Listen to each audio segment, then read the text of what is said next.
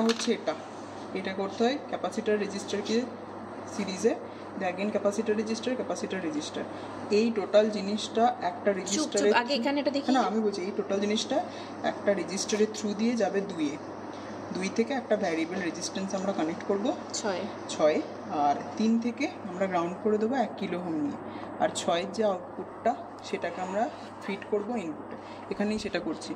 Resistance একটা বড় করে দিয়েছিস, একটা রেজিস্ট্যান্স, তারপর একটা ক্যাপাসিটার, একটা রেজিস্ট্যান্স, সেটা সিরিজে গেছে, তারপর সেখান থেকে আবার একটা ক্যাপাসিটার, একটা রেজিস্ট্যান্সের গ্রাউন্ডে, এবং এখানেও একটা ক্যাপাসিটার, একটা রেজিস্ট্যান্স। ক্যাপাসিটারের ভ্যালুগুলো 0.01 মাইক্রোফ্যারাড, এটা হচ্ছে 2.2 কিলো ওহম। এরপর এখান থেকে আমরা একটা রেজিস্ট্যান্স, যেটার ভ্যালুগুলো রেজিস্ট্যান্সটা নিতে হয় কত 3.3, 4.7, 3.95, এটা হচ্ছে 4.7টা ক্যাপাসিটারের এই এন্ড থেকে গেছে 2 থেকে আমরা একটা ভ্যারিয়েবল রেজিস্ট্যান্স কানেক্ট করবো, এখনও করা হয়নি। 3 থেকে একটা রেজিস্ট্যান্স দিয়ে গ্রাউন্ড 1 কিলো ওহম। 6 যেটা আউটপুট আছে, 6 আউটপুটটাকে আমরা গ্রাউন্ডে ফিট করেছি, আর এখানে plus VCC minus VCC ground, plus ভিসিসিটাকে 7, মাইনাস ভিসিসিটাকে 4, আর এটা কমন গ্রাউন্ডে। এই 6টা গ্রাউন্ডে কোথায় দিয়েছিস? আমিও বুঝতে পারিনি কি বলছিস। 6এর আউটপুটটা গ্রাউন্ড বললি কই? 6 এর আউটপুট গ্রাউন্ড বলেছি। সেই তো 6 এর আউটপুটটাকে আমি ইনপুটে ফিট করেছি বললাম। সেটা বল।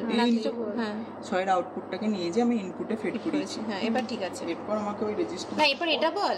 আমরা 2 থেকে নিয়ে যে 6 কানেক্ট করলাম।